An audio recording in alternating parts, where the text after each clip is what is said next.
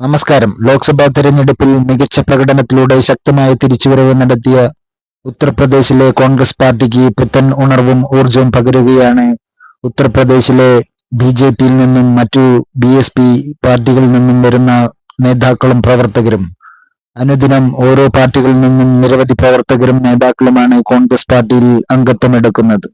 ഉത്തർപ്രദേശിലെ ബാരാബങ്കിയിൽ നിന്നുള്ള മുൻ എംപിയും സംസ്ഥാനത്തെ പ്രമുഖ നേതാവുമായ എ.പി. ഗൗതവും അദ്ദേഹത്തിന്റെ മകൻ ജയകാന്ത് ഗൗതവും ഇന്ന് കോൺഗ്രസ് പാർട്ടിയിൽ അംഗത്വമെടുത്തു.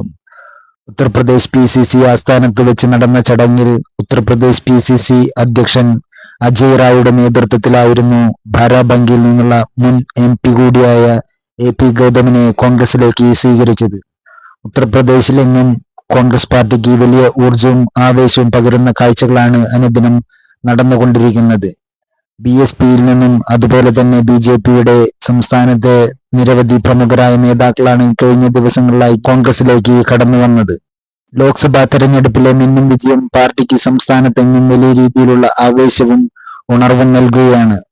നഷ്ടപ്പെട്ട അടിത്തറ വീണ്ടെടുക്കാനുള്ള പ്രവർത്തനങ്ങൾ നയിക്കുകയാണ് മുന്നിൽ നിന്ന് പി.സി.സി അധ്യക്ഷൻ അജയ് റായുടെ നേതൃത്വത്തിൽ സംസ്ഥാനത്തെങ്ങും സംഘടനാ തലത്തിലെ ദുർബലത നീക്കുവാനും ശക്തിപ്പെടുത്തുവാനുമുള്ള പ്രവർത്തനങ്ങൾ നടത്തിക്കൊണ്ടുവരികയാണ്.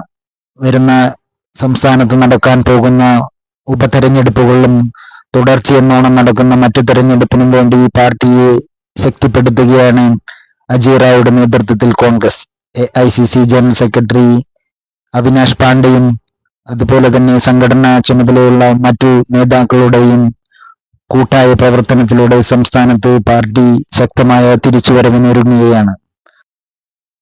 ലോക്സഭാ പ്രതിപക്ഷ നേതാവ് രാഹുൽ ഗാന്ധി അടക്കം സംസ്ഥാനത്ത് നിന്ന് വിജയിച്ച മറ്റു മുഴുവൻ എംപിമാർക്കും മണ്ഡലങ്ങളിലും അതുപോലെ തന്നെ സംസ്ഥാനത്തും സജീവമാകണമെന്ന് എ.ഐ.സി.സി ഇതിനോടകം തന്നെ നിർദ്ദേശിച്ചു.